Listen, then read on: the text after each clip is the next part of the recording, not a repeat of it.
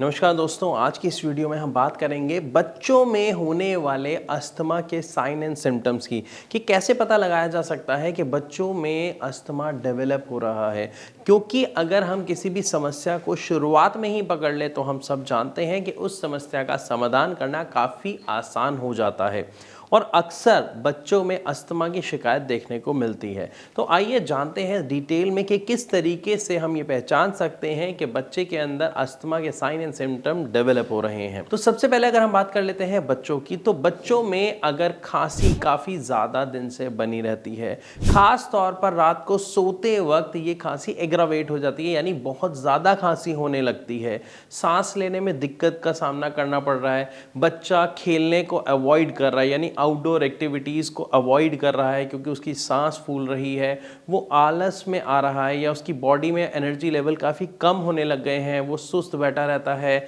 आलस में रहता है। तो ये कुछ शुरुआती साइन एंड सिम्टम्स होते हैं किसके, अस्थमा के। लेकिन जब आप उसे डॉक्टर के पास लेके जाएंगे तो डॉक्टर 5 साल से कम उम्र के बच्चों को कभी भी अस्थमा नहीं लिखते हैं। यहाँ पर लिखा जाता है हाइपर एक्टिव एयरवेज डिसीज यानी HAD। अब इसका मतलब भी वही होता है, लेकिन जब 5 साल से बड़ी उम्र का बच्चा हो जाता है और उसको ये सांस से जुड़ी समस्याएं लगातार काफ़ी समय से बनी रहती हैं, कफ की प्रॉब्लम यानी खांसी की प्रॉब्लम, सांस लेने में दिक्कत, छाती में जकड़न होना, तब उसे अस्थमा का नाम दिया जाता है। तो ये हमने एक शुरुआती कॉमन चीज़ के बारे में बात कर ली, लेकिन किस तरीके से हम ये जान सकते हैं कि बच्चे में सच में अस्थमा डेवलप हो रहा है, तो मैं आपको अब वो बताता हूँ। अगर किसी भी बच्चे को 5, 6 या 7 दिन से खांसी हो रही है, ज़ुकाम है, तो उसको आप अस्थमा समझने की गलती ना करें। इवन आजकल वायरल भी काफ़ी ज़्यादा चल रहा है और काफ़ी दिन तक रहता है, तो अगर ये समस्या 10-12 दिन तक भी होती है तो ये चिंता का कोई विषय नहीं है। लेकिन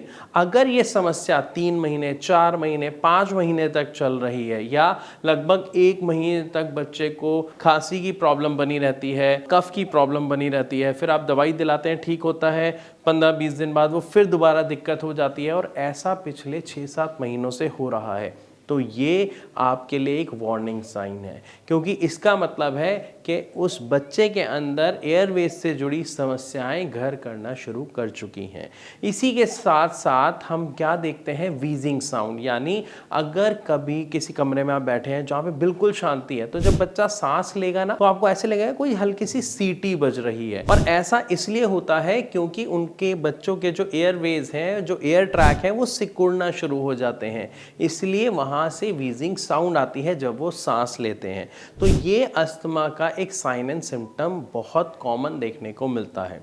इसी के साथ साथ एक और ऐसा साइन एंड सिम्टम है जो बहुत कॉमन होता है और ज़्यादातर बच्चों में देखने को मिलता है, वो है जब बच्चा रात को सोता है या सोने के लिए बेड पे लेटता है तो उसको कुछ समय में ही बहुत ज़्यादा खांसी उठनी शुरू हो जाती है, वो बहुत ज़्यादा खांसने लग जाता है, जिसकी वजह से वो सो नहीं पाता है और जब वो उठ के बैठता है तो उससे कुछ देर में थोड़ा सा रिलीफ महसूस होता है। तो ये भी एक बहुत बड़ा साइन एंड सिम्टम है, उस बच्चे को रेस्पिरेटरी समस्या शुरू हो चुकी है इसका। इसी के साथ साथ एक और साइन एंड सिम्टम हमें क्या देखने को मिलता है कि अक्सर बच्चे खेलना बहुत पसंद करते हैं, लेकिन जिनको रेस्पिरेटरी समस्याएं आती हैं उनके लिए ये खेलना उतना इंजॉयबल नहीं होता है, क्योंकि खेलते वक्त उनकी सांस फूलती है और सांस फूलने की वजह से वो ठीक से सांस नहीं ले पाते हैं, उन्हें घबराहट होती है। और इसीलिए जो साइन एंड सिम्टम आता है, जो लक्षण आता है, वो देखने को क्या मिलता है कि बच्चा आउटडोर एक्टिविटीज से दूर भागता है, वो खेलने के लिए नहीं जाता,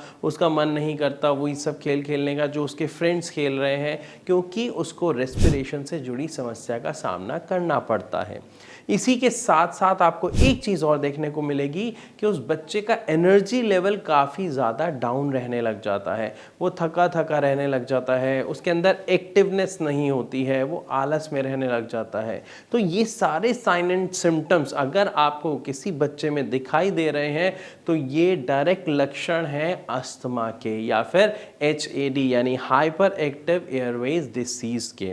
अब अगर हमें ये साइन एंड सिम्टम्स दिख रहे हैं तो किस तरीके से हम बच्चे को इस समस्या से दूर कर सकते हैं, उसके लिए आपके पास 2 रास्ते हैं।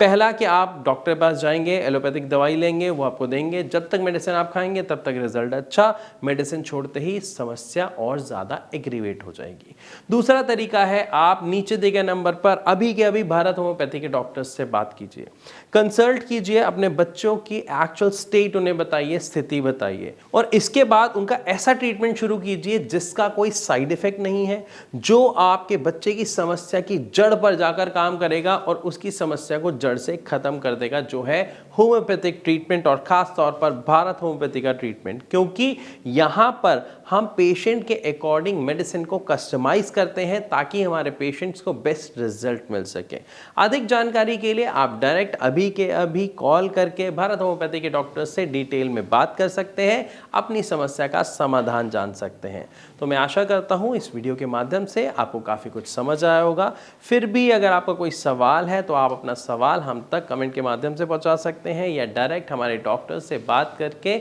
अपनी समस्या का समाधान जान सकते हैं। वीडियो अच्छी लगी हो तो इसे लाइक ज़रूर करें, इसे ज़्यादा से ज़्यादा शेयर करना बिल्कुल ना भूलें।